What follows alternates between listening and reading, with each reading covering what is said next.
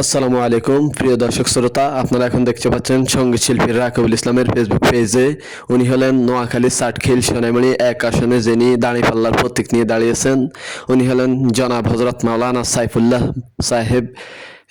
তো উনি আজকে সোনাইমুড়ি আপনার রেলওয়ে চত্বরে এসেছেন। এখানে দেখাইতে যাচ্ছে হাজার হাজার মানুষের ভিড়। এখানে আজকে প্রোগ্রামটা হলো 11 দলীয়, আমরা যে 11 দলীয় ঐক্যবদ্ধ হয়েছে সেই প্রোগ্রামটা আজকে এখানে। দর্শক আপনারা দেখতেই থাকুন।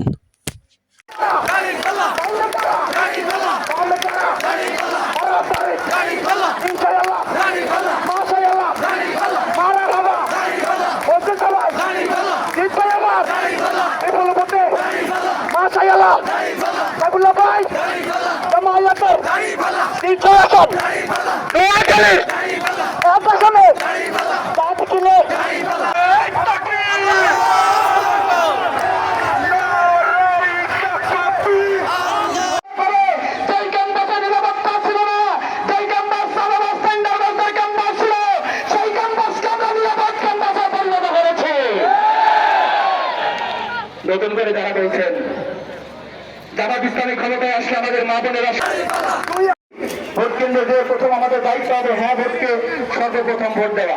আমরা হ্যাঁ ভোটে ভোট দিবে তো ইনশাআল্লাহ।